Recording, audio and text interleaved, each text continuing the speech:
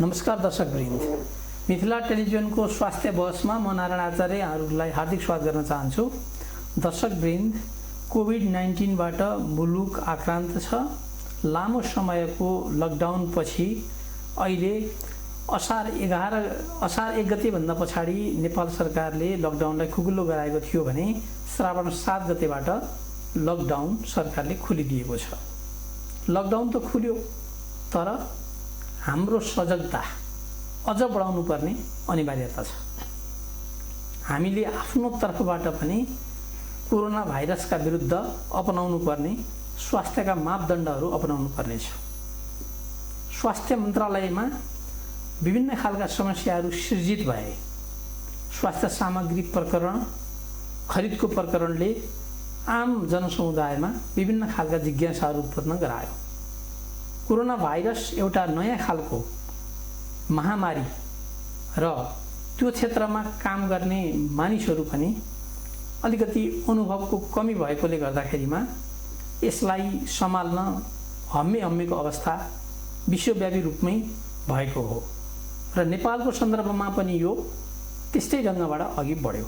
तर अहिले सबै कुराहरूमा अलिकति सहजीकरण भएको अवस्था हामीले देखिराखेका छौँ। स्वास्थ्य मन्त्रालयले अब यो कोरोना भाइरसका लागि के कस्ता खालका उपायहरू अवलम्बन गर्दैछ। लकडाउन खुकुल्लो भए पश्चात अहिले रोकिएको छ। अब का स्टेपहरू के हुन्? के अब हामी कोभिड फ्री भएका हौँ त? यिनै जनसरोकारका जनचासोका विषयहरू लिएर आज हामी स्वास्थ्य बहसमा छलफल गर्न गइरहेका छौँ र आज हामीले विशेष अतिथिलाई आमन्त्रण गरेका छौँ। स्वास्थ्य तथा जनसङ्ख्या मन्त्रालयका प्रवक्ता प्राध्यापक डाक्टर जागेश्वर गौतम। स्वास्थ्य क्षेत्रमा लामो समयबाट कार्यरत एउटा परिपक्व र अनुभव व्यक्तित्व हुनुहुन्छ र यो महामारीकै समयमा, लकडाउनकै समयमा डाक्टर साहब मन्त्रालयमा गएर प्रवक्ताको जिम्मेवारी उहाँले वहन गरिराख्नु भएको छ। के छ त अहिलेको ताजा अवस्था? हामी यस विषयमा छलफल गर्नेछौँ। डाक्टर साहब, यहाँलाई हार्दिक स्वागत गर्न चाहन्छु। धन्यवाद। अब सरकारले एकाएक 1-2जना सङ्क्रमित हुँदाखेरिमा आह्वान गरेको लकडाउन अब श्रावण 7 गतेबाट लकडाउन बन्द गरिदिएको छ। अब चाहिँ नि के हामी कोभिड फ्री भएका हौँ? सरकारको के मूल्याङ्कन हो?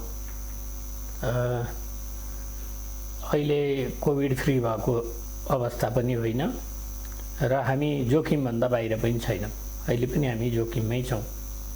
जुन बेला लकडाउन सुरु भयो त्यति बेला 2जना पेसेन्ट हुनुहुन्थ्यो सङ्क्रमित, होइन, र ठुलो चाहिँ कोलाहल थियो, होइन, ठुलो डर थियो हामी सबैलाई, डाक्टरहरूलाई, स्वास्थ्यकर्मीलाई, पोलिसी प्लानरहरूलाई अनि सर्वसाधारण सबैलाई। किन त्यस्तो थियो भने यो कोभिड-19 भन्ने रोग चाहिँ पुरानो रोग होइन, यो नयाँ रोग हो। यो चाहिँ आयातित रोग हो। नेपालमा इन्डिजिनस यो यहीँ सुरु भएको होइन। यो विदेशी छिमेकी देशहरूबाट धेरै आएको रोग हो र जुन बेला चाहिँ लकडाउन सरकारले सुरु गर्यो त्यो बेला एकदमै राइट टाइममा लकडाउन सुरु गर्यो।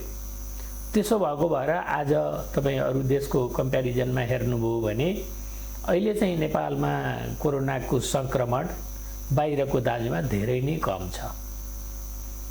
लकडाउन गर्यो, लकडाउन गरेपछि सोसल फिजिकल डिस्टेन्सिङ कम भयो, बोर्डरहरूमा चाहिँ पनि सिल गरियो, कति ठाउँमा आते जातेमा कडाई गरियो र आएका मान्छेहरूलाई चाहिँ क्वारेन्टिनमा राखियो र टेस्ट गरियो।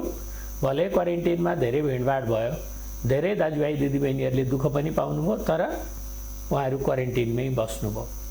र कतिसम्म राम्रो भयो भने गाउँघरमा गएका मान्छेहरूलाई, जस्तो इन्डियाबाट आउनेहरू, कोही गाउँघरमा छिर्यो भने यो इन्डियाबाट आएको हो, यसले टेस्ट गरेको छैन भनेर मान्छेले समाएर लगेर क्वारेन्टिनमा पनि राखी र यो चाहिँ उत्साहपूर्ण सहभागिता भयो। स्थानीय सरकारको, प्रदेश सरकारको र सङ्घीय सरकार सबैको समन्वयमा यो काम भयो। त्यसरी गर्दै जाँदाखेरि 4 महिना बित्यो र कस्तोसम्म भयो भने मान्छे कोरोनाले मर्ने हो कि बाँच्ने हो त त्यो आफ्नै ठाउँमा छ। अब भोकमरी हुने हैन, मान्छेको बिहान बेलुका घरमा चुलो पनि बल्न अप्ठ्यारो, कति मान्छे हजारौं किलोमिटर हिँडेर पनि गए, कतिलाई चाहिँ सरकारले व्यवस्थापन गरेर घरसम्म पनि पुर्याइदियो। यो आदि इत्यादिको बावजुद पनि लकडाउनले चाहिँ अप्ठ्यारो भएकै थियो। त्यसो भएर अलिक खुकुलो गर्यो सरकारले। अब सरकारले पनि सबै कुरालाई वे गरेर अथवा तौलेर हेर्नुपर्ने हुन्छ र मान्छे कोरोनाको भन्दा भुकमरी यस्तोले कुपोषणले मान्छेहरू मर्ने अवस्था आयो भने त्यो कुनै पनि हालतमा जायज ठान्न सकिँदैन। फेरि यो कोरोना भाइरसको इन्फेक्सन भनेको अहिले तत्कालै ठिक भएर जाने चिज पनि होइन।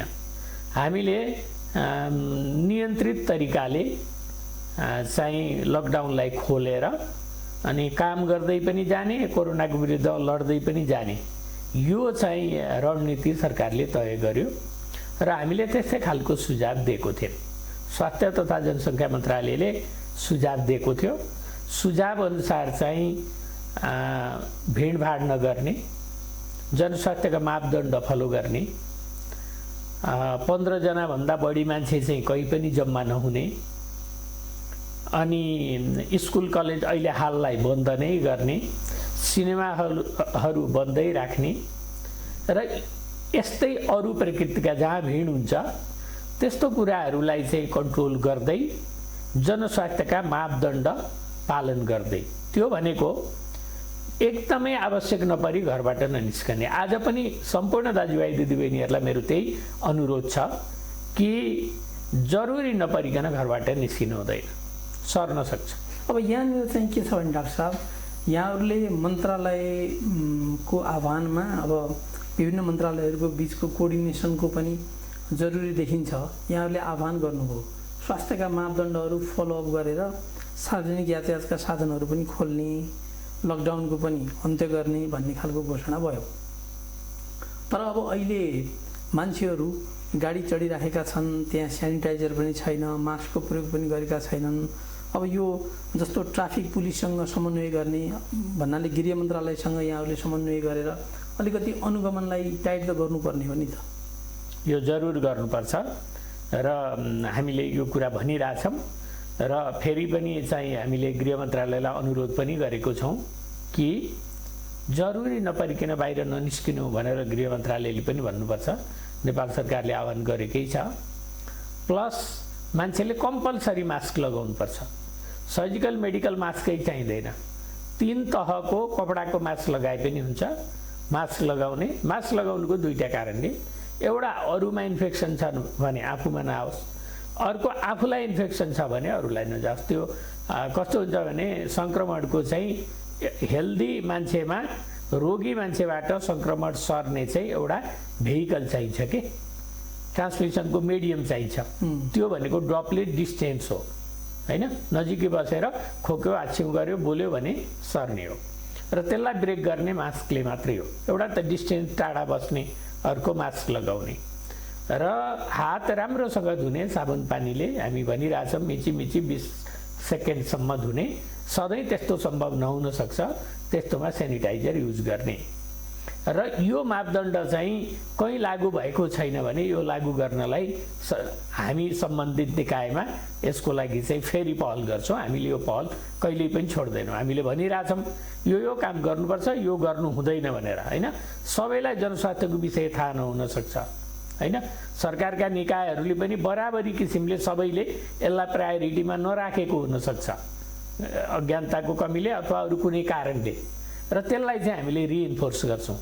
र भोलि के नहोस् भने अहिले लकडाउन खोलेर जुन हामीले काम गरिरहेछौँ, यताउता हिँड्न पाइरहेछौँ हैन, अलिकति अप्ठ्यारो सहित भए पनि यात्रा पनि गर्न पाइरहेछौँ, नजिकको यात्रा, त यसो गर्दाखेरि पनि मान्छेहरूले यो प्रिकसन लिएनन् भने भोलि फेरि कम्प्लिट लकडाउन गर्नुपर्ने अवस्था पनि आउन सक्छ। त्यो कुरा पनि हुँदैन भन्ने छैन। हामीले बाहिरतिरको अनुभव पनि हेऱ्यौँ, जस्तो अस्ट्रेलियाको कुरा छ, अरू देशहरूको पनि कुरा छ, जहाँ चाहिँ पहिला खुकुलो बनाइयो पछि फेरि लकडाउन गर्नु पर्यो, फेरि टाइट गर्नु पर्यो होइन। जस्तो हाम्रो अहिले सप्तरी भयो, पर्सा भयो, त्यहाँ एकदम कडा गरिएको छ, किनभने त्यहाँ इन्फेक्सन धेरै देखियो। त्यहाँ चाहिँ जनसमुदायलाई बचाउनु त पर्यो, त्यो काम त सरकारले गर्छ नै, गर्नै पर्छ, सरकारको कर्तव्य हो त्यो। त्यसो भएर अहिले पनि सार्वजनिक यातायातमा यात्रा गर्दा, अरू कुनै काम गर्दा, हिँड्दा, जम्मा हुँदा, जुन बेला पनि अरू सबै मान्छे चाहिँ पोजिटिभ छन्, सबैलाई कोरोना लाछ, मलाई मात्रै लाछ छैन, अब म आफूलाई कसरी बचाउने भन्ने किसिमले सोच्नुपर्छ। नभए पनि थाहा हुन्न नि होइन, बाहिरबाट देखिँदैन, भाइरसले म यहाँ छु भन्दैन, सरेपछि त सरिगयो। सरेर उसलाई मात्रै सर्ने होइन, जो दिन उमेरका मान्छे छन् उनीहरूलाई धेरै असर गर्दैन, उनीहरूलाई लक्षणै नदेखिन सक्छ, लक्षण देखियो भने पनि सामान्य देखिन सक्छ। धेरै सिक्ने भयो भने पनि, एकदम बिरामी पर्यो भने पनि ज्यान जाने जोखिम कम हुन्छ दिन उमेरको मान्छेहरूलाई। नेपाली जनताको सन्दर्भमा कुराकानी गर्दा नेपाल सरकारले चैत्र 11 गतेबाट लकडाउनको आह्वान गरेको थियो, जनताबाट पूर्ण रूपमा परिपालन भयो। अब सरकारको तर्फबाट चाहिँ के छ भन्दाखेरिमा स्वास्थ्य सामग्री खरिद गर्दाखेरिमा अनियमितता भयो, अब 10 अरब पैसा खर्च भयो आदि इत्यादि भन्ने खालका कुराकानीहरू विभिन्न सञ्चारका माध्यममा आए। जनताहरूले पनि त्यस सन्दर्भमा धेरै चासोहरू राखे। अब त्यो बिचमा मन्त्रालयको यो स्वास्थ्य तथा जनसङ्ख्या मन्त्रालयको पनि सेटै परिवर्तन भएको देखिन्छ। जस्तो प्रवक्तामा यहाँ जानुभयो, स्वास्थ्य मन्त्रालयको सचिव पनि परिवर्तन हुनुभएको अवस्था छ होइन। त्यसकारणले यो कुराको सन्दर्भमा पछिल्लो चरणमा यहाँ गइसकेपछि यहाँहरूले पनि त त्यहाँ सुन्नुभएको होला नि, यस्ता यस्ता खालका जनगुनासोहरू आइरहेको छ भन्ने, यो सन्दर्भमा के छ यहाँको धारणा? अब यसमा मेनली 3वटा कुरा उठ्यो होइन। एउटा चाहिँ हामीले यो लकडाउनको बेला चाहिँ स्वास्थ्य मन्त्रालयले तयारी धेरै गर्यो। नेपालमा एउटा पनि पिसिआर टेस्ट हुँदैन थियो, पहिलो डायग्नोसिस हङकङ स्याम्पल पठाएर गरेको हो र अहिले नेपालमा हामीसँग 12,000 जति गर्ने क्यापासिटी डेली गर्ने हामीसँग छ अहिले, र आउने 3-4 दिनमा हामीसँग दिनमा 15,000 टेस्ट गर्ने क्यापासिटी हुन्छ। अलिकति 24-25 ठाउँमा अहिले 28 ठाउँमा ल्याएर छ, 33 ठाउँमा हामी बनाउँदैछौँ र प्राइभेट 2टा गरिकन 35 ठाउँमा, र तिनीहरूमा चाहिँ चाहिने आरएनए एक्सट्र्याक्टर भन्ने आरएनए एक्सट्र्याक्सन गर्न अलि धेरै टाइम लाग्छ ल्याबमा हो, त्यो गर्ने मेसिन पनि हाम्रो 7वटा आइसक्यो, इन्स्टल हुँदैछ। त्यस भएर आउने 3-4 दिन 2-3 दिनमा हामी चाहिँ 15,000 टेस्ट गर्ने हाम्रो क्यापासिटी पुग्छ। हामी क्यापासिटी बिल्ड गरेछौँ नम्बर 1। नम्बर 2, अस्पतालहरूमा पहिला डाक्टर नर्सेसहरू एकदमै डराएको अवस्था थियो लकडाउन सुरु हुने बेलामा। अहिले हामीसँग अनुभव पनि छ, विदेशबाट पनि हामीले लर्न गरेका छौँ, पढेका छौँ, ट्रेनिङ दिएका छौँ, सिकाएका छौँ, र अहिले चाहिँ कोभिड मात्रै होइन नन कोभिड बिरामीको पनि उपचारमा अप्ठ्यारो परेको थियो, अब अहिले त्यो सहज भएको छ केही हदसम्म। र अर्को चाहिँ स्वास्थ्य मन्त्रालयको नेतृत्व परिवर्तनको कुरा मन्त्री कायमै हुनुहुन्छ, सचिव प्रवक्ता लगायत केही साथीहरू यताउता हुनुभएको छ। त्यो नेपाल सरकारको अधिकार क्षेत्रभित्र भएको कुरा हो। हामी चाहिँ इमान्दार कर्मचारी हो, हामीलाई जहाँ काम लगाए हामी त्यही काम गर्ने हो। त्यसो भएर लगाएर आएको ठाउँमा म चाहिँ कहिले झापा, कहिले राजविराज, कहिले सुर्खेत, लास्टमा म गोर्खामा थिएँ काठमाडौँ छिर्नुभन्दा अगाडि। म एकदमै इमान्दार कर्मचारी हो, सरकारले जहाँ जहाँ भन्यो त्यहीँ गएर काम गरेको छु, र मेरो साथीहरूले पनि त्यसरी नै काम गर्नुभएको छ। नेतृत्व परिवर्तनको बारेमा पनि मैले धेरै कुरा गर्नु परेन। र तेस्रो कुरा भनेको सामानहरू किनमेलको कुरा जुन गर्नुभयो, र सामानहरू किनमेल गर्दाखेरि त्यति बेला एकदमै चाहिँ इमर्जेन्सी थियो। तपाईँलाई मैले एउटा कुरा याद दिलाउँ, जर्मनी लग्ने भनेर चाहिँ कार्गो विमान चाइनाबाट सामान लिएर बेङ्कक गयो, अनि बेङ्ककबाट सामान झारेर त्यो सबै सामान अर्को प्लेनमा हालेर अमेरिका लगियो। यो कति क्राइसिस थियो होला। एउटा देशमा लग्न थालेको सामान कोसेर अर्को देशमा पनि पुर्याइएको छ। यो त हामीले नभनेको मात्रै हो। र किन यस्तो भएको भने यो रोग संसारभरि छ, संसारभरि सामानको स्कार्सिटी छ, र त्यो बेला जुन बेला सामान चाहिँ किन्न स्वास्थ्य मन्त्रालयले कोसिस गर्यो, किन्यो, त्यो बेला चाहिँ अलि इमर्जेन्सी हतार चाहिँ थियो। र अब त्यो काम गर्दाखेरि केही प्रक्रिया मिलेनन् भन्ने पनि कुरा उठेको छ। यसबारेमा म यति भन्छु कि यदि प्रक्रिया पुगेका थिएनन् भने, यदि त्यसमा कुनै गल्ती कमजोरी भएको थियो भने त्यसलाई नियमन गर्ने, त्यसलाई इन्भेस्टिगेसन गर्ने, त्यसलाई चाहिँ पर्यो भने कारबाही गर्ने, मुद्दा चलाउने, सजायका विभिन्न स्वरूप छन्। ती अङ्गहरूले, राज्यका अङ्गहरूले काम गरिरहेछन्। एक दिन त्यसको ठिक थियो, बेठिक थियो, सही गलत सम्मानित अदालतमा पुग्यो भने त्यो पनि छिनोफानो भएर आउँछ। त्यसो भएर अहिले हामी अप्ठ्यारो परिस्थितिमा छौँ। अहिले हामी चाहिँ उपचार गर्ने काम गरौँ, अहिले रोग पत्ता लगाउने काम गरौँ, हामी चाहिँ धेरै मान्छेलाई बचाउन थालौँ र ती चिजहरूको इन्भेस्टिगेसनको रिपोर्ट त एक दिन आइहाल्छ। त्यसमा हामी अलिकति धैर्यता राखौँ भन्छु म सम्पूर्ण दाजुभाइ दिदीबहिनीहरूलाई। र अहिले मन्त्रालयले के गरिरहेको छ भने, अहिले मन्त्रालयसँग सामान यथेष्ट मात्रामा छ हैन। हामीसँग चाहिने पिपी प्रशस्त छ हैन। ल्याब टेस्ट गर्नलाई हामीलाई अर्को 2 लाख टेस्ट गर्नलाई अहिले समस्या छैन र टोटलमा अर्को 4 लाख टेस्ट गर्नलाई हामी सामानहरू आउने पाइपलाइनमा आइरहेछ र टोटल 7 लाख जति टेस्ट गर्नलाई हामीलाई कुनै समस्या छैन अहिले। र हामीले ऱ्यापिड एक्सन प्लान बनाएको छौँ 4 महिनाको। त्यसमा कति मेन पावर चाहिएला, कति मेसिन चाहिएला, कति टेस्ट गर्नु पर्ला, सबै कुराको चाहिँ हामीले प्लान गरेर त्यो प्लान चाहिँ हामीले स्वीकृत गराउने प्रक्रियामा हामी छौँ र स्वीकृत हुन्छ र हामीले त्यही लाइनमा 4 महिनाको प्लान अनुसार हामी अगाडि बढिरहेछौँ। र अब स्वास्थ्य मन्त्रालयले काम गरेको कुरामा मान्छेहरूको विमति हुनसक्छ, विमति राख्न पाइन्छ। यो चाहिँ प्रजातन्त्रमा विचार राख्न पाउनु राम्रो कुरा हो र यसको लागि हामी चाहिँ सम्मान गर्छौँ। म व्यक्तिगत रूपमा भन्नुहुन्छ भने त देशमा चाहिँ निरङ्कुश शासन अन्त्य हुनुपर्छ, प्रजातन्त्र आउनुपर्छ भनेको गणतन्त्रै आइपुग्यो हैन। यो हरेक आन्दोलनमा सहभागी भएको मान्छे हो म र मैले धेरै दुःख पनि पाएको छु। यो बोल्न पाउनुपर्छ, स्वतन्त्रता हुनुपर्छ, प्रजातन्त्रको लागि लड्नुपर्छ भनेर लडेर आएको मान्छे भएर यो चाहिँ बोल्ने कुरा, विचार राख्ने कुरा, क्रिटिसाइज गर्ने कुरा, मिडियाले भन्ने कुरालाई म बहुत सम्मान गर्छु। त्यो भन्न पाउँदा पनि म जहिले पनि खुसी हुन्छु। तपाईले याद गर्नुभएको होला, मैले अन्तर्वार्ताहरू दिँदा, मान्छेसँग कुरा गर्दा जहिले पनि बोलेको कुरालाई म बहुत सम्मान गरेर एन्सर गर्छु। किन? त्यो बोल्न तपाईँ जे पाउनु भएको छ नि आज, तपाईँ हामी सबैको चाहिँ एउटा मुभमेन्टले, आन्दोलनले ल्याएको हो। र जहाँसम्म स्वास्थ्य मन्त्रालय प्रति विज्ञहरूको, जनमानसको, अरू सम्बद्ध निकायहरूको जुन क्वेसन छन्, त्यो क्वेसनको हामी विनम्रतापूर्वक हामी एन्सर दिन्छौँ र हामी कुनै ओठे जवाफ दिँदैनौँ। किनभने हामी चाहिँ जिम्मेवार ठाउँमा छौँ, राज्यलाई अप्ठ्यारो परेको छ। गएको 100 वर्षमा भएको यो सबभन्दा ठुलो दुःखद छेड हो। आज 100 वर्ष अगाडि स्पेनिस फ्लूले संसारभरि 6.5 करोड मान्छेको डेथ भएको थियो। त्यति बेला मेडिकल साइन्सको राम्रो डेभलप भएको थिएन र आज यस्तो विकसित समाजमा हैन, अहिलेको यो 21औं शताब्दीको चाहिँ हाम्रो समाजमा पनि एउटा पेन्डेमिकले हामीलाई चाहिँ धेरै दुःख दिएको छ। एकदमै शक्ति सम्पन्न हुँ भन्नेहरूको पनि देखियो। शक्ति भनेको कुरा मान्छेको मार्नलाई त शक्ति रहेछ, तर भाइरस मार्ने शक्ति छैन रहेछ। एउटा कुरा नि डाक्टर साहब, यहाँहरू 24 घण्टामा झन्डै 18-20 घण्टा स्वास्थ्य स्थितिमा सुधार गर्न अनि यो कोभिड-19 को प्रभावबाट चाहिँ नि मुलुक र जनतालाई जोगाउन लागिरहेको बेलामा यो राजनीतिमा भएका उतार चढावहरू, जस्तै सत्तारूढ दलमै पनि जुन खालको अहिले खिचातानी छ, त्यसबाट कहिलेकाहीँ हतोत्साहित भइँदैन?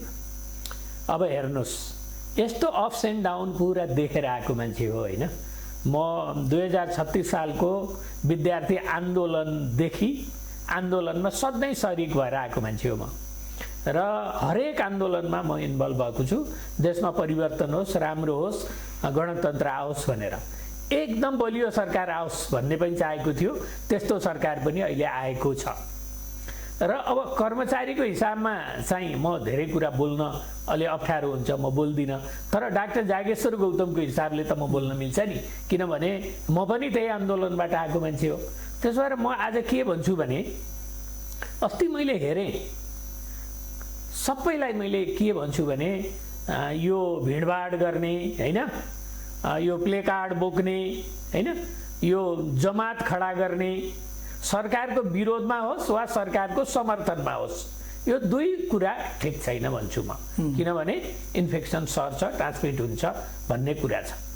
र अब दोस्रो कुरा झगडाको बारेमा तपाईँले जुन कुरा उठाउनु भएको छ, म एन्सर गर्न मन नभए पनि तपाईँले क्वेसन गरिसक्या भएर मैले एन्सर गर्नुपर्छ। जागेश्वर गौतमका हिसाबले म एन्सर गर्छु कि देशमा यत्रो सङ्कट आइपरेको छ, नेताहरूलाई थाहा हुनु पर्दैन? राजनीति कसका लागि गर्नुहुन्छ उहाँहरूले? जनताको लागि होइन? जनताको अवस्था के छ अहिले? जनता रोगले यस्तो आक्रान्त पारेको छ, 100 वर्षपछि आएको यो पेन्डेमिकले संसारभरि चाहिँ अप्ठ्यारो पारेको छ होइन? नेपाली हामी पनि अप्ठ्यारोमा परेका छौँ। हामी स्वास्थ्य मन्त्रालयमा काम गर्ने, स्वास्थ्य सेवामा काम गर्ने मान्छेलाई त अत्यन्त गाह्रो परेको छ। उहाँहरू झैझगडा गरिरहनु भएको छ, कसैलाई कुर्सी आजै चाहिएको छ, कसैलाई के छ, कहिले 1 कहिले 2 कहिले 3 न्यु खोज्दै यो गरेर हिँड्नु चाहिँ कुनै पनि हालतमा ठिक होइन। पहिला बाँचौँ। नेताहरू तपाईँहरू पनि बुढा हुनुभएको छ, कोरोना लाग्यो भने के हो है, तपाईँहरू पहिला बाँच्नलाई काम गर्नुहोस्। अहिले घरमै बसेर काम गर्नु, धेरै नहिँड्नुहोस्, के अरे जम्मा नगर्नुहोस्।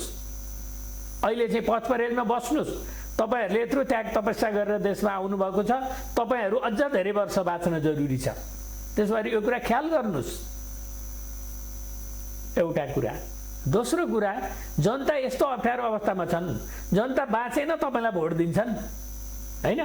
अब भोट दिने जनता बाँच्नु पर्दैन? तिनै जनताको प्रतिनिधित्व तपाईँले गर्दै हुनुहुन्छ त, ती जनता बाँच्नु परेन? त्यसबारे यो कुरा छोडिदिनुहोस्। यो शत्रु हो, यो रोग भनेको साझा शत्रु हो। फेरि शत्रु कस्तो छ? अदृश्य छ। देख्नेलाई त तपाईँले पानीका फोहरा पनि हान्नु होला, गोली पनि हान्नु होला, वा अरू केही गर्नु होला, बम पड्काउनु होला, कठालोमा समाउनु होला, अल्पमत बहुमत गर्नु होला, राख्नु होला, फ्याल्नु होला, गर्नु होला। अब यो भाइरसलाई त तपाईँको अल्पमतले नि काम गर्दैन, बहुमतले पनि काम गर्दैन। त्यसो भएर यो भाइरसको अदृश्य शत्रुसँग हामी लडिरहेको बेला तपाईँहरू यस्तो नगर्नुहोस्। गरेर फाइदा छैन। किनभने तपाईँ बाँच्नुहोस्, जनतालाई बाँच्न दिनुहोस्, हामी पनि बाँचौँ, अनि सबै मिलेर अनि कापी कलम लिएर कसले कति गल्ती गर्यो, कसले कति ठिक गर्यो, हिसाब किताब पछि गरे पनि हुन्छ। अहिले 3 महिना पर्खे पनि हुन्छ, 6 महिना पर्खे पनि हुन्छ होइन? त्यसको लागि आजै किन त्यसो गर्नु पर्यो? र म फेरि पनि अनुरोध, विनम्रतापूर्वक म अनुरोध गर्न चाहन्छु, यत्रो राजनीतिक सुझबुझ होइन, दशकौँ झन्डै आधा शताब्दी राजनीति गरेर आएका मान्छेहरू धैर्य हुनुहोस्। 2-4 महिना बाँच्नुहोस्, बाँच्न दिनुहोस्। अनि त्यसपछि कसले सक्छ, कसको बहुमत पुग्छ, कसको नियम पुग्छ, कसको कानुन पुग्छ, कसैको पुग्दैन, हिसाब किताब गर्नुहोस्। मिलेर आउनुभयो भने झन् राम्रो, मिल्नु भएन भने पनि त्यहाँ विधि प्रक्रिया होला नि केही, त्यो विधि प्रक्रिया अनुसार आउनुहोस्।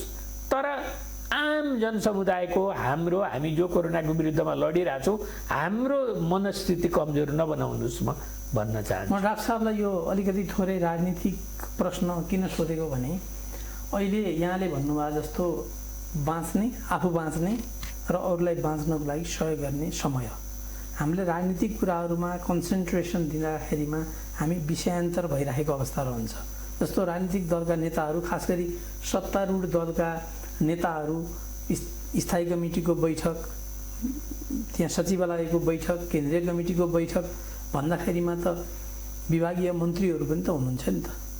अहिले सबै मान्छे कोरोना भाइरसका विरुद्धमा लड्ने समयमा दलहरूले पनि त्यही खालको अभियान चलाउने अनि जनताहरूलाई पनि हौसला दिने र पेन्डेमिकबाट बच्नका लागि के कसो गर्न सकिन्छ भनेर ऐक्यबद्धता जनाउने बेलामा यो भएको भएर र डाक्टर साहबहरू अहोरात्र यो विषयमा खटिराखेको, लागिराखेको, स्वास्थ्यकर्मीहरूको विषयमा यहाँले अस्ति कुन अन्तर्वार्तामा भनेको कुरा हामीले पनि सुन्न पाएका थियौँ। डाइपर लाएर 8 घन्टासम्म चाहिँ नि उनीहरू काम गरिरहेका छन्, स्वास्थ्यकर्मीहरू होइन? अहिले वास्तविक सिपाही सेना भनेका त स्वास्थ्यकर्मी छन् भाइरसको विरुद्ध लड्ने। भने उनीहरूलाई हामीले इन्करेज गर्ने साटो यो भइराख्दाखेरिमा आम स्वास्थ्यकर्मीहरूको साइकोलोजीमा के असर पर्ला भन्ने हिसाबले मैले प्रश्न उठान गरेँ। ठिक छ, यसमा थप अलिकति म 2 सेन्टेन्स भन्न चाहन्छु। अझ तपाईँले राम्रो प्रश्न गर्नुभयो। आज डाक्टरहरू, आज नर्सहरू, आज स्वास्थ्य कर्मीहरू कोभिड पोजिटिभ र अन्य रोगको उपचार गर्दा आज मान्छे 6-8 घन्टा पिसा फेर्न पाएका छैनन्, डाइपर लगाएर काम गरेका छन् होइन, खान पाएका छैनन्। कति दुधे बालक बच्चाका आमाहरू छन् त्यहाँ, ती नर्सेजहरू होइन, त्यसरी सङ्घर्ष गरिरहेछन्। कति 24 घन्टा काम गरेर घर फर्किन पाइरहेका छैनन्। मान्छे मर्दै गरेको मान्छे त छोडेर हिँड्न मिल्दैन नि। यस्ता मान्छेहरूलाई इन्करेज गर्नुको साटो केही मान्छेहरू चाहिँ विमति राख्नेहरूले, सर्वसाधारणहरूले पनि स्वास्थ्य कर्मीहरूलाई टिज गर्ने, घोचपेच गर्ने, नराम्रो स्ट्याटस लेख्ने, अनि नेताहरूले पनि कहीँ गएर इन्करेजमेन्ट नगर्ने, यस्तो पनि हुन्छ। के का लागि मान्छेहरू काम गरिरहेछन्? अर्काको ज्यान बचाउनको लागि, ह्युम्यानिटीको रक्षाको लागि, जनताको स्वास्थ्य समृद्धिको लागि, रक्षाको लागि मान्छेले काम गरिरहेछन्। यो कुरा विचार गर्नु पर्दैन? मलाई त एकदमै दुःख लागेर आयो। मैले जुन प्रसङ्गमा मैले नेपाल टेलिभिजनमा यो कुरा बोलेको थिएँ, म धेरै अपसेट थिएँ त्यो दिनमा। किन अपसेट थिएँ भने, अरे झगडा गर्नुको साटो तपाईँहरू अस्पतालमा जानुस्, आइसोलेसन केन्द्रहरूमा जानुस् र त्यहाँ स्वास्थ्य कर्मीहरूलाई इन्करेज गर्नुस्, बिरामीहरूलाई पनि हौसला दिनुस्, ढाडस दिनुस्। नेताहरूले गर्ने काम भनेको त्यस्तो हो। अहिले झैझगडा गर्ने बेला होइन नि।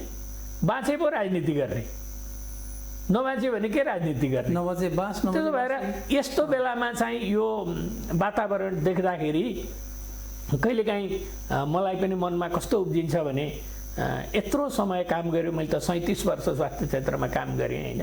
यो 37 इयर्स चाहिँ कहिले दुःख साथ कहिले सुख पनि भयो होला, तर धेरै जसो दुःख साथै हामीले काम गऱ्यौँ।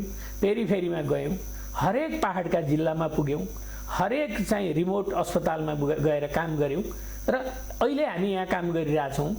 कैयौँ मान्छेले दुःख पाउनुभएको छ होइन, र श्रीमान श्रीमती छुट्टिएर बस्नुभएको छ। डाक्टर नर्सेजहरू क्वारेन्टिनमा बस्नुभएको छ, काम गर्दै क्वारेन्टिनमा बस्दै गर्नुभएको छ। र यस्तो बेला सबैले सहयोग गर्नुपर्छ। र तपाईँलाई थाहा नै हुनुपर्छ, संसारमा डाइनोसर, टिरानोसर भन्ने जनावरहरू थिए। अहिले ती जनावर छैनन्, लोप भए। ती लोप भए किनभने ती प्रकृतिसँग घुलमिल हुन सकेनन्। मानव जातिको लागि ठुलो प्रश्न आएको छ। यदि हामीले खोप विकास गर्न सकेनौँ भने मानव जातिलाई ठुलो आघात पुग्नेवाला छ। किनभने तपाईँले देख्नुभयो नि, कन्ट्रोल भएका देशमा फेरि सेकेन्ड वेभ आइरहेछ, रोग फर्केर आइरहेछ। यो रोग चाहिँ निमिट्यान्न हुनेवाला छैन। जसरी ट्युबरकुलोसिसले चाहिँ लाखौँ करोडौँ मान्छे मरेका थिए ट्युबरकुलोसिसको औषधि आउनुभन्दा अगाडि, ट्युबरकुलोसिसको मेडिसिनले कन्ट्रोल गरे नि, त्यस्तै यसको कि मेडिसिन आउनु पर्यो। भाइरसको मेडिसिन अलि गाह्रै छ होइन, कि खोप आउनु पर्यो। त्यो बेलासम्म त यो मानव जातिलाई बचाएर लग्न पर्यो नि। मान्छेले यो ख्याल विचार गरिरहेछन् अहिले होइन, यसलाई चाहिँ हँसी मजाक जस्तो उडाइरहेछन्। त्यसो होइन, यो एकदमै सिरियस कुरा। कडा अनुशासनको आवश्यकता छ, एकदमै जरुरी छ। यो सबैले पालन गर्नुपर्छ। यो किनभने मानव जातिकै लागि, ह्युमन रेसकै लागि च्यालेन्ज हो यो होइन। यस्तो च्यालेन्ज भएको बेलामा हामी सबै मिलेर यसमा चाहिँ के अरे हैसेमा हैसे मिलाएर हामीले काम गर्नुपर्ने छ। र यसरी काम कहिलेकाहीँ नगरेको प्रसङ्ग देखेर मैले यो कुरा व्यक्त गरेका थिएँ। अनि एकदम समय सान्दर्भिक छ। यहाँ एउटा परिपक्व मान्छे हुनुहुन्छ, आफ्नो पेसामा 37 वर्षबाट अहोरात्र खटेको मान्छे हुनुहुन्छ, एउटा बौद्धिक व्यक्तित्व हुनुहुन्छ, एउटा अभिभावकत्व दिने हिसाबबाट पनि यस्ता कुराहरू भन्नुपर्छ। यहाँलाई धेरै धेरै धन्यवाद छ, यति साहसका साथ यहाँले यो कुरा बोलिदिनु भयो। अब डाक्टर साहब, हजुर हामीसँग आइराख्दाखेरिमा आम जनताहरूले, आम दर्शकहरूले चाहिँ आज डाक्टर जागेश्वर गौतम आउनु भएको छ भन्ने चाहिँ हाम्रो कार्यक्रम प्रत्यक्ष प्रसारणमा छ। वास्तवमा अहिले नेपालमा कोरोना भाइरसको अवस्था कस्तो छ? कोरोना भाइरस संसारमा अन्य देशमा फैलिए जस्तै नेपालमा पनि फैलिँदै गरेको थियो। हामी सबैको मेहनतले अहिले यो चाहिँ अलिकति कन्ट्रोल भएको अवस्थामा छ। त्यसलाई मैले भन्नुभन्दा पनि यसलाई फ्याक्ट्सहरूले, फिगरहरूले बताउँछ। र अहिलेभन्दा 1 महिना अगाडि चाहिँ कोरोनाको दर हामीले टेस्ट गर्दाखेरि दर चाहिँ 8 देखि 10% थियो। 100वटा स्याम्पल टेस्ट गर्दा 8 देखि 10 जनालाई कोरोना पोजिटिभ देखिन्थ्यो भने अहिले केही दिन यता, अहिले 10-12 दिन यता आएर 100वटा टेस्ट गर्दाखेरि 2 देखि 4% छ। भनेको अलिकति घटेको छ। त्यो एकदम मेहनत गरेर घटेको हो यो।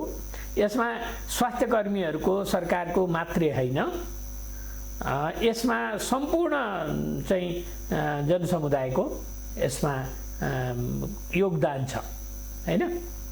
र अहिले अलि घटेको छ भनेर हामी रिल्याक्स हुने बेला भएको छैन। जस्तो तपाईँले सुन्नुभएको छ 2-3 दिन यता तराईका जिल्लाहरूमा एकदमै चाहिँ पकेटमा इन्फेक्सन बढेको छ।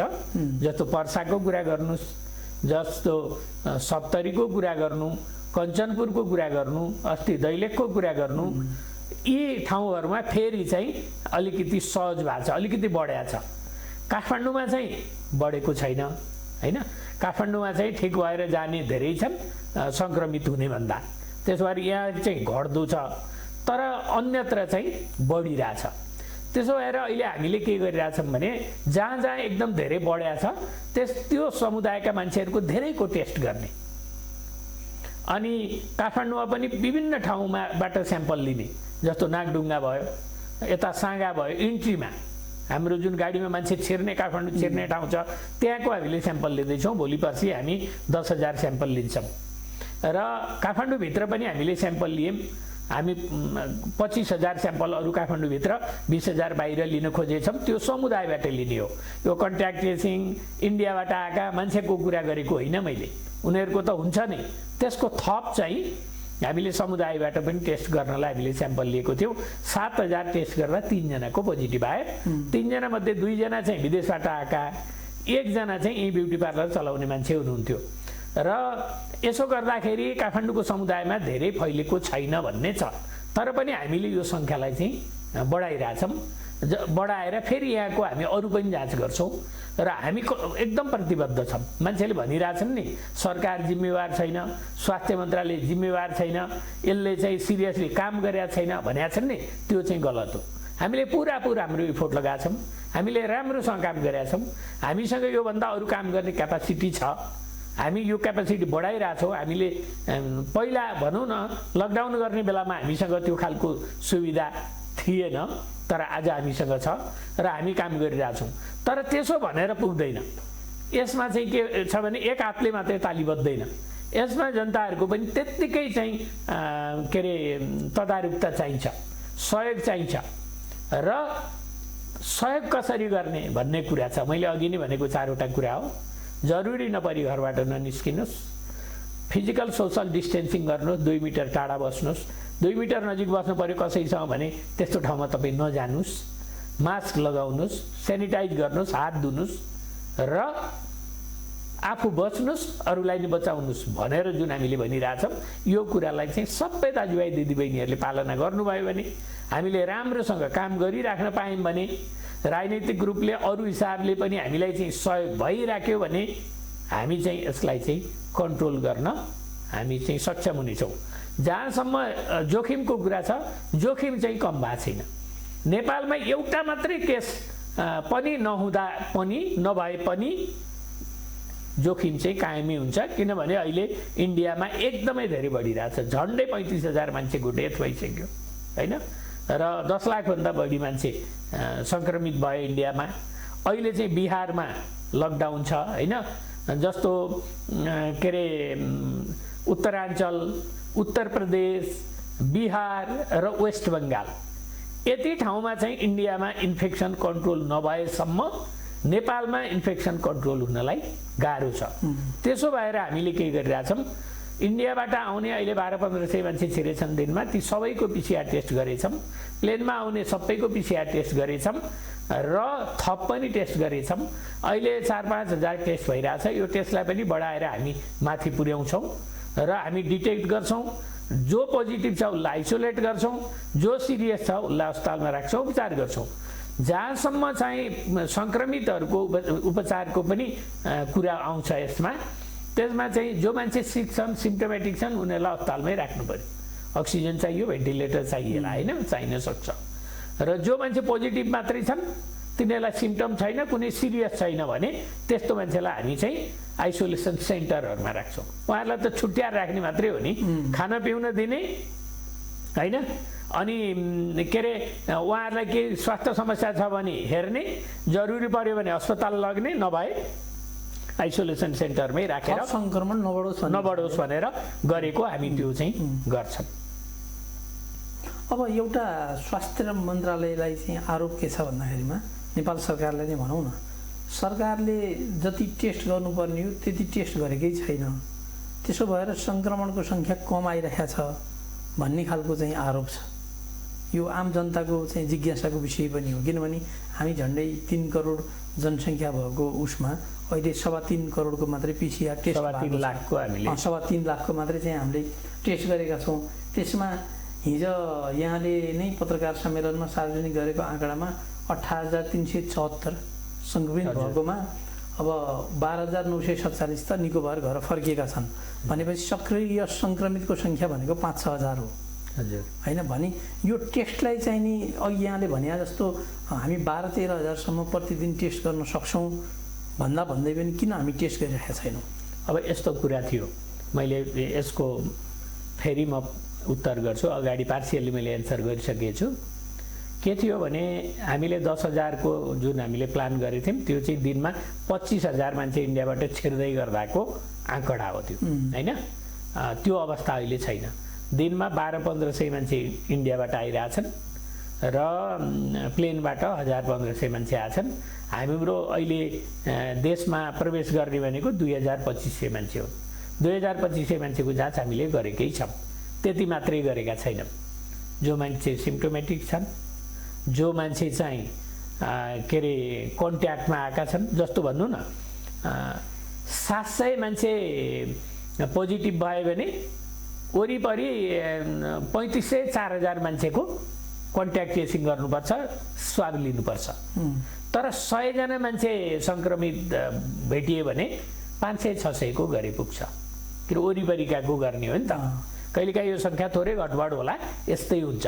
त्यसो भएर अहिले सङ्क्रमित पनि कम, इन्डियाबाट पनि मान्छे कम आएको भएर अहिले अलिक कम टेस्ट भएको र अब हामी कम्युनिटीमै गएर जुन जाँच गर्न लागिरहेछौँ नि, मैले अघि भने नि 7,000 मान्छेको टेस्ट गर्दाखेरि जम्मा 3 जनाको पोजिटिभ आयो, होइन? त्यसमा पनि 2 जना विदेशबाट आएका, 1 जना नेपालमै भएको। अब यो टेस्ट एकदम फ्री पनि होइन, होइन? घर नम्बर 1 देखि घर नम्बर 1,000 सबै मान्छेको जाँच गर्ने होइन, त्यसरी जाँच गरेर हुँदैन। जहाँ जाँच गर्दाखेरि धेरै मान्छे डिटेक्ट हुन सक्छन् त्यस्तो ठाउँमा गर्ने हो। त्यो भनेको के हो भने भिडभाड हुने ठाउँ, भिडभाड हुने ठाउँमा धेरै सङ्क्रमित हुन सक्छन्। अस्पतालमा काम गर्ने कर्मचारी धेरै सङ्क्रमित हुन सक्छन्। कहीँ धेरै मान्छे पोजिटिभ आएका छन्, त्यस्तो ठाउँको वरिपरि बस्ने अरू जनसमुदायलाई चाहिँ सङ्क्रमण भएको हुनसक्छ, त्यहाँ पोजिटिभ आउने सम्भावना धेरै हुन्छ। लक्षणहरू भएका मान्छेहरूको पोजिटिभ आउनेहरू हुन्छ। त्यस्ता मान्छे हामी सबैको गरिरहेछौँ र अहिले अब नागढुङ्गा साँगाबाट प्रवेश गर्नेको नि गर्दैछौँ, काठमाडौँमा पनि अरू ठाउँमा पनि हामीले गरिरहेछौँ। अस्ति ब्याङ्कको काउन्टरहरू, अस्पतालको काउन्टरहरूमा पनि गऱ्यौँ। यसरी हामीले गरिरहेछौँ र मानिसहरू के भन्छन् भने दाँच्ने भनेको प्रतिशतमा दाँच्न पर्यो, होइन? 1 महिना अगाडि 8-9% मान्छे पोजिटिभ थिए, अहिले चाहिँ 2-4% पोजिटिभ छन्। घटेको त छ नि, घटेको कुरालाई हामीले मान्नु पर्यो। र यदि कहीँ हामीले जाँच गर्न सकेको छैन, जानुपर्ने ठाउँमा जान सकेको छैन भने हामी त्यसको लागि पनि गर्छौँ। जस्तो हिजो विज्ञहरूसँग छलफल थियो स्वास्थ्य मन्त्रालयमा, सबैजसो विज्ञ सरकारमा भएका होइन, बाहिर भएका पनि सबै जसो विज्ञलाई हामीले बोलाएको थियौँ। अब सबैलाई त बोलाउन सकिने कुरा भएन, त्यसमा पनि स्याम्पलिङ गर्न पर्यो, रिप्रेजेन्टेसनको हिसाबले हामीले बोलाएको थियौँ। उहाँहरूले कुरा राख्नु भएको छ, उहाँहरूले पनि भन्नुभएको छ कि हामी सबै मिलेर कोरोनाको विरुद्धमा लड्नुपर्छ भन्नुभएको छ। किनभने रोग भनेको त सबैको दुश्मन हो, होइन? र त्यो कुरालाई हामी सम्मान गर्छौँ। प्लस उहाँहरूले के भन्नुभएको छ भने टेस्टिङको दायरा बढाउँ भन्नुभएको छ। हामी टेस्टिङको दायरा बढाउन गइरहेछौँ। हामी अहिले टेस्ट जति गरेछौँ त्यसमा बढाउँछौँ, बढाएर टेस्ट गरेर हेर्छौँ। बढाएर हेर्दा धेरै पोजिटिभ भेटिएन भने धेरै गर्नु परेन, त्यसपछि कम गर्दा पनि भयो, होइन? हिजो नेगेटिभ थियो भने मान्छे अहिले फेरि पोजिटिभ पनि हुनसक्छ।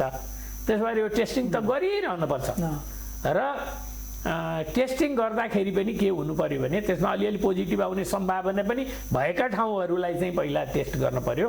गरेर त सबैको गरौँला, तर फेज वाइज गर्न पर्यो, एकै दिन त गर्न सकिँदैन नि त। त्यस हिसाबले हामी गरिरहेछौँ। हामी बहुत जिम्मेवार छौँ हामीले चाहिँ काम गरिरहेछौँ।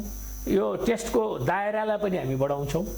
हामी चाहिँ जनताको स्वास्थ्य सुरक्षाको लागि अत्यन्तै संवेदनशील छौँ। हामी यसमा हाम्रो नेग्लिजेन्स, हेलचेक्र्याइँ भन्ने कुरा त्यो हामी कल्पना पनि गर्दैनौँ। त्यस्तो कुरा हुन सक्दैन। अब हामी कार्यक्रमको अन्तमा छौँ। यहाँको तर्फबाट, स्वास्थ्य मन्त्रालयको तर्फबाट आम जनसमुदायमा के अपिल छ? हामी ज्यादै कठिन इतिहासको ज्यादै कठिन मोडमा हामी उभिएका छौँ। मानव जातिकै लागि ठुलो च्यालेन्ज छ भने तपाईँ हामी जस्ता गरिब देशमा बस्ने मान्छेको त च्यालेन्ज एकदमै धेरै छ। तपाईँहरूले चाहिँ अहिले लकडाउन खुलेपछि सबै कुरा सामान्य भयो भने जस्तो बुझ्नु भएको छ भने त्यो गल्ती हो। त्यसरी नबुझ्नुहोस्। रिस्क छ, जोखिम छ, ज्यान जान सक्छ यो रोगले। त्यसो भएर चाहिँ अहिले पनि तपाईँहरू जनस्वास्थ्यका मापदण्डहरू फलो गर्नुहोस्। तपाईँहरूको स्वास्थ्य सुरक्षाको जिम्मा हामी लिन्छौँ, तर हामीले भनेअनुसार तपाईँले काम गर्नुहोस्। मास्क लगाउनुहोस्, सोसल डिस्टेन्सिङ गर्नुहोस्, हात धुनुहोस्, सेनिटाइजर प्रयोग गर्नुहोस्, आवश्यक नपरी घरबाट ननिस्किनुहोस्, भिडभाडमा नजानुहोस्। त्यसो गर्नुभयो भने धेरै मान्छेलाई कोरोना भाइरस लाग्दैन। एउटा इभिडेन्सले के भन्छ भने अमेरिकामा मास्क मात्रै लगाएको भए जति मरे त्यसमा 40,000ले कम गर्न सकिन्थ्यो भनेर रिसर्चले प्रमाणित गर्यो। भनेपछि मास्क लगाउन के गाह्रो छ? एउटा मास्क, दुईटा मास्क सिलाउनुहोस् न, त्यसले चाहिँ 6 महिना वर्ष दिन पुग्छ हैन? कपडाको मास्क सिलायो भने धुँदै लगाउँदै गर्नुभयो। यति कुरा गर्नु भएन भने तपाईँको लाइफ जोखिममा छ। जति बेला पनि सङ्क्रमण हुनसक्छ, तपाईँ जति बेला पनि मर्न सक्नुहुन्छ। त्यो कुरा भन्न चाहन्छु। धेरै धेरै धन्यवाद समय र संवादका लागि। धन्यवाद, मेरो पनि कुरा राख्ने मौका दिनुभयो। धन्यवाद। हुन्छ दर्शकवृन्द, हामीले भर्खरै कुरा गऱ्यौँ प्राध्यापक डाक्टर जागेश्वर गौतम, जो स्वास्थ्य तथा जनसङ्ख्या मन्त्रालयका प्रवक्ता पनि हुनुहुन्छ।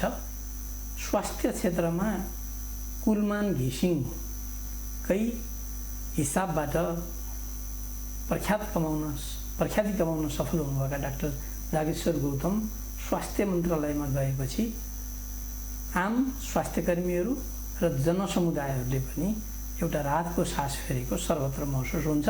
उहाँ जहाँ जानुभएको छ त्यहाँ एक किसिमले भन्यो भने सकारात्मक हिसाबबाट कायापलट गर्न सफल हुनुभएको छ। अहिले महामारीको समयमा एउटा महत्त्वपूर्ण जिम्मेवारी सूचना प्रवाह गर्ने ठाउँमा र सम्पूर्ण स्वास्थ्य मन्त्रालयको आन्तरिक प्रशासकीय जिम्मेवारीमा हुनुभएको भएर हामी पनि आशा गरौँ यो कार्यमा हिजोका दिनमा जे जस्तो भएको थियो भने पनि अब हामीले त्यस्ता कुराहरू सुन्न पर्ने छैन। अर्को स्वास्थ्य बहसमा जनचासोका, जनहितका अर्को विषयवस्तुहरू लिएर यहाँहरू समक्ष आउने बाचा गर्दै आजको स्वास्थ्य बहसबाट म नारायण आचार्य यहाँबाट बिदा हुन चाहन्छु। हस्त नमस्कार।